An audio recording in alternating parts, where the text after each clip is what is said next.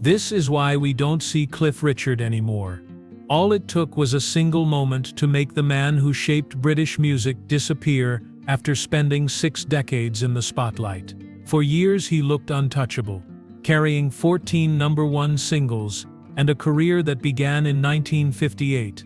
Yet everything he built was shaken in one instant the world never saw coming. He was the steady voice of generation after generation. Still, the stage that once felt safe turned against him without warning. Fame had carried him to heights no British artist had reached before, but that same fame left him exposed at the very moment he needed protection most. Cliff Richard didn't fade because his time passed. He stepped back because that single moment changed how he could exist in public. And when you understand what happened, his disappearance stops feeling like a mystery and starts feeling like a wound. Cliff Richard's story began far from the stages that would one day echo his name. Born Harry Roger Webb on 14 October 1940 in Lucknow, he arrived in a world caught between cultures, continents, and change. His family eventually made their way to Britain, where a quiet teenager would discover that his voice carried something rare. By 1958, that voice found its way into a small London studio, and when Move It played across the radio, British music shifted overnight. Critics called it the first true rock and roll hit the country had ever produced, but to young listeners it felt like permission, a sudden spark that said Britain could create its own sound. What followed did not feel like a career beginning but a curtain lifting. Cliff moved through the early 60s with a certainty that seemed almost unreal for someone so young. Every release met another wave of excitement, and the charts bent around him. 14 singles eventually reached #1 in the United Kingdom, and for 5 decades straight he held at least one song at the top. Very few artists anywhere in the world had ever achieved that kind of consistency. It made him more than a star. It made him part of the country's rhythm. People remember those years with a warmth that never really faded. Families gathered around their televisions to watch him perform, and each appearance felt like a celebration. Mothers, daughters, grandmothers, entire generations carried his music into their homes, and the sound became a kind of shared memory. Cliff Richard wasn't simply successful, he was woven into everyday life. When he walked on stage, there was a sense of reassurance, as if something familiar had returned exactly when people needed it most. By the 1970s, he had already lived through moments that would define entire careers, yet he continued forward. The 80s brought reinvention, the 90s brought honors, and in 1995 he stood at Buckingham Palace to receive a knighthood, officially becoming Sir Cliff Richard. The recognition felt almost inevitable for someone who had given Britain so many songs, so many moments, and so many reasons to gather around a radio or television with quiet anticipation. Longevity was his trademark.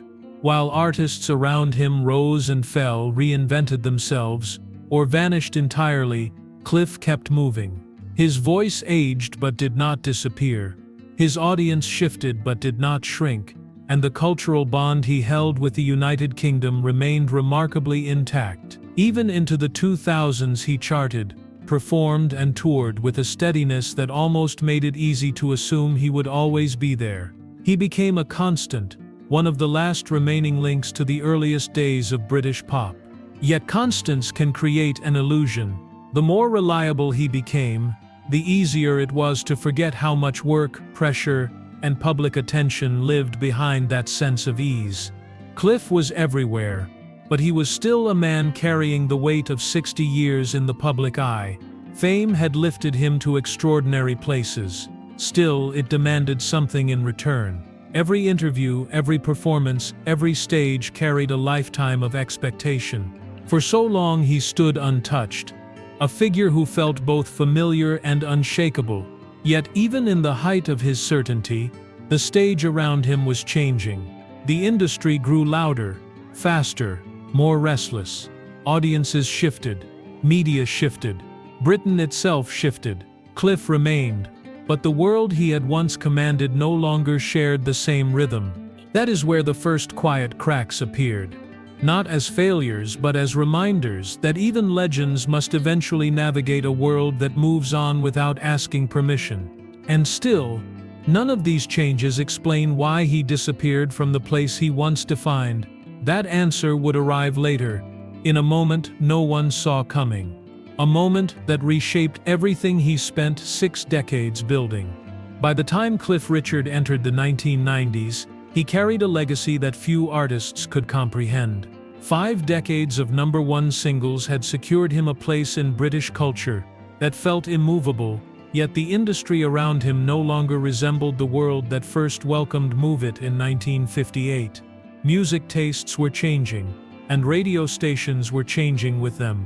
Cliff still released songs that found eager audiences, but the environment grew less predictable, less willing to embrace the artists who had built the path in the first place. There were moments when listeners wondered why his new music received less attention, even as his fan base remained loyal. Stories circulated about reduced airplay, and on occasion Cliff tested that shift by releasing music under an alias to see how stations responded. The results raised questions among fans, not about the quality of his work, but about whether the industry had decided to move forward without him. Nothing about these years suggested decline, only change. The kind that happens quietly while a performer is still standing in the light. Even so, Cliff kept performing with the same dedication that marked every stage of his life. Concerts continued, albums charted, and his presence on British television remained familiar to millions. He had already lived through several musical revolutions, and each time he adapted without losing the tone that defined him. Yet something in the culture had shifted. New genres dominated headlines, new artists filled magazine covers, and nostalgia became the lens through which many younger listeners viewed him. For Cliff, longevity brought both admiration and weight. He carried expectations built over 60 years. Expectations that asked him to remain exactly as people remembered, even as the world demanded constant reinvention. Still, he managed to hold space in an industry that rarely offers long-term shelter. When he stepped on stage, audiences felt the same calm they had felt decades earlier, the reassurance that some voices do not disappear simply because everything else changes. But beneath that stability, the spotlight grew more complicated. Fame had once felt like a current that moved him forward, guiding him toward bigger stages, wider audiences, and new achievements. Now it felt more like a pressure point, one that could shift without warning. The familiar rhythm that carried him through the 60s, 70s, 80s, and 90s no longer guaranteed protection in the years ahead. What didn't change was his relationship with the public. His fans remained steadfast, attending shows, collecting albums, and celebrating each milestone with the same enthusiasm they had shown in his early days. Their loyalty became one of the anchors of his life, a reminder that his place in British culture was earned through decades of presence, discipline, and devotion. Yet even with that loyalty, an undercurrent had begun to move. It wasn't dramatic or sudden. It didn't unfold on stage or in the charts. It happened quietly, in shifts of attention, in the tightening relationship between artists and the media, in the growing scrutiny that followed public figures everywhere they went. Cliff's visibility dimmed not because he stepped away, but because the terrain beneath him was changing shape. And still, none of this explains the real disappearance people would notice years later. All of these shifts set the stage, but they were not the cause. The true turning point was still ahead, waiting in a single moment that would alter not only how the world saw him, but how he could bear being seen at all. That moment arrived in August 2014. August 2014 began like any other month. In Cliff Richard's long career, a career shaped by certainty, routine, and a lifetime of understanding how the public world worked. But on one morning, the rhythm he knew so well broke without warning. South Yorkshire police arrived to search his home, and the BBC broadcast the scene as it unfolded, capturing helicopter footage that spread across the country before he even understood what was happening. For a man who had spent 6 decades building trust with his audience, the sudden exposure felt like a rupture. Nothing about his life prepared him for seeing his private world turned into a national spectacle. Cliff was not arrested, and he was not interviewed under caution, yet the images traveled faster than any clarification could. Across Britain, people watched the footage, unaware that this moment would follow him long after the cameras disappeared. Cliff later explained that the event had severely damaged his reputation, but even that description could not fully capture the shock of seeing his private home turned into a public spectacle, without any chance to shape or protect the narrative forming around him. He had lived a life defined by discipline, stability, and a deep connection with his audience. Still, nothing prepared him for the weight of that broadcast, or the silence that followed it. The investigation continued behind closed doors, but the consequences unfolded in public. Headlines repeated the event long after the search ended. Commentators speculated. Viewers reacted. The story spread beyond the facts, carried by momentum rather than certainty. Cliff stepped back from appearances, not because he intended to disappear, but because the environment around him had shifted instantly. The man who once stood comfortably at the center of British entertainment found himself navigating a world shaped by scrutiny rather than celebration. 2 years later, in June 2016, the Crown Prosecution Service announced that no charges would be brought. The evidence did not meet the threshold for prosecution. For many, the statement clarified what Cliff had maintained from the start. Yet the damage lingered. Public perception does not reset with official decisions. It collects moments, and this moment had been too large, too visible, too widely broadcast to fade easily. Cliff's next steps moved into the legal arena. He began pursuing action against South Yorkshire Police and the BBC, seeking acknowledgement of what the event had cost him. The process was long, structured, and guided by documented facts rather than emotion, but the emotional toll remained unmistakable.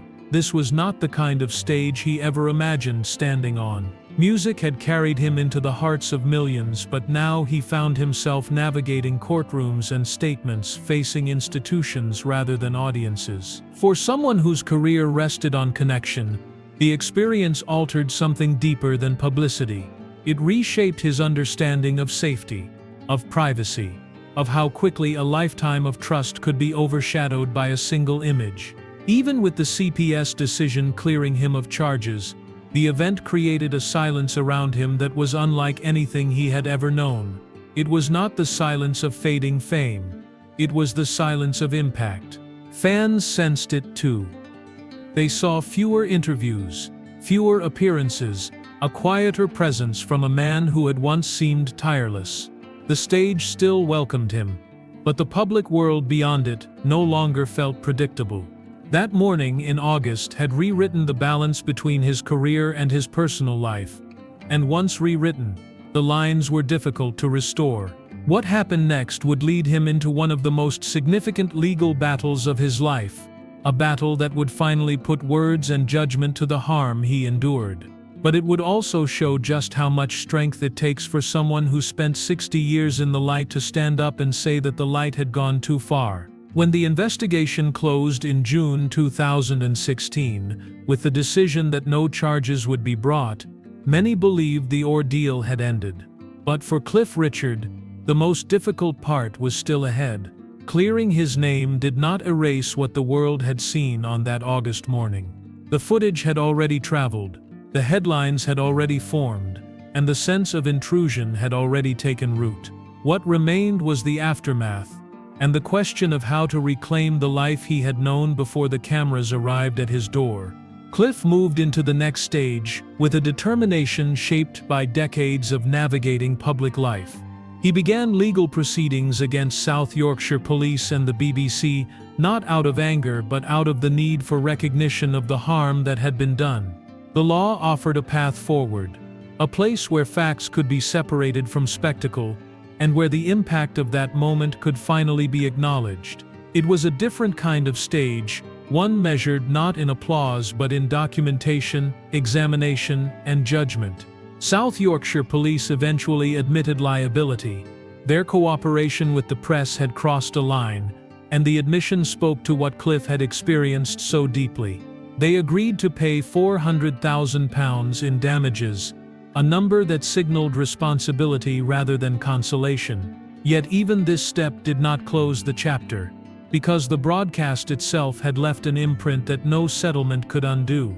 The case against the BBC continued, moving through hearings and statements until it reached the High Court. In July 2018, the judgment was released. The court affirmed that Cliff had a right to privacy during a police investigation, and that this right had been violated in a serious way. The language of the ruling was firm, precise, and unmistakable, acknowledging the extent of the intrusion and the consequences that followed. For Cliff, it was the first moment when the system that had overwhelmed him finally recognized the depth of what he had endured. But legal victories do not restore lost time. They do not return the days spent under scrutiny, or the weight carried during the uncertain years between the raid and the ruling. Cliff had spent 60 years learning how to move through fame, how to speak to the public, and how to maintain the grace expected of someone in his position. None of those skills could prepare him for this new reality. The legal process required patience, resilience, and a willingness to revisit the most painful parts of the experience. He met those demands with dignity, but the emotional cost was unmistakable. The public watched the case unfold, and many began to understand how profoundly that single moment had shifted his world. This was not a dispute about headlines, nor a disagreement over coverage. It was a reckoning with the boundaries between public interest and personal dignity. The ruling became more than a legal milestone. It became a marker of what he had lived through, and of the way his long-standing trust in the media had been fractured. Through it all, Cliff continued to carry himself with the steadiness that had defined his career. He appeared when needed, spoke when necessary, and remained rooted in the values that guided him since 1958. Yet something fundamental had changed.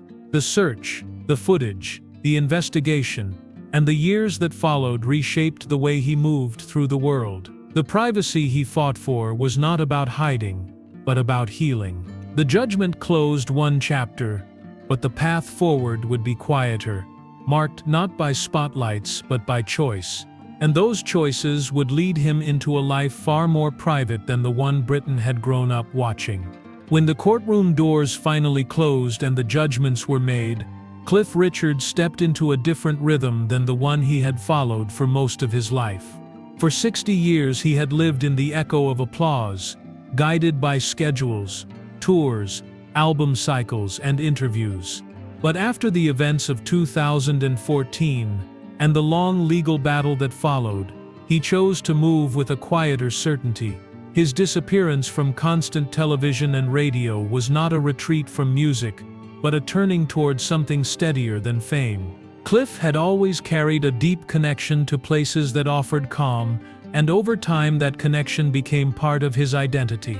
His long relationship with Barbados grew into something more permanent, and by 2010 he held Barbadian citizenship alongside his British nationality. The island gave him space, warmth, and a slower rhythm than the stages he spent decades standing on. It allowed him to be present without being watched, to live without measuring each day against the demands of a public career. Barbados did not replace Britain in his heart, but it offered the balance his life once lacked. He also made practical changes, letting go of parts of his life that no longer belonged to this next chapter. In 2017, he sold his Portuguese estate for roughly €6.95 million, a decision that marked both an ending and an opening. It was a home tied to earlier years, earlier routines, earlier versions of himself.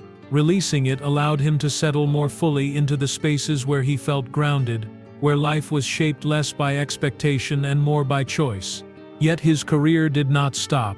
His passion for music remained intact, even strengthened by the clarity of what he had endured. He continued recording, appeared for key performances, and stayed connected to the audience that had walked with him since 1958. His presence shifted from constant to selective, from public duty to personal expression. Age played a role as well. Touring became more demanding, and in interviews he acknowledged the growing difficulty of maintaining the pace he once held with ease. These reflections were not signs of surrender. They were signs of a man understanding the value of what remained. Despite everything, Cliff's bond with his fans never fractured. It deepened.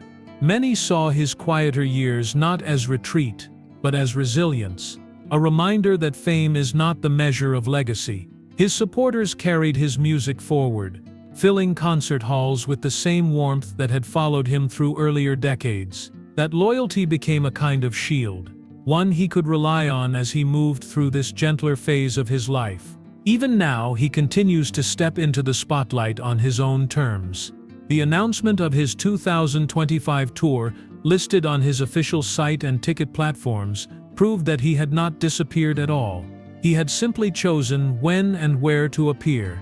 The stage was still his home, but it no longer defined his everyday.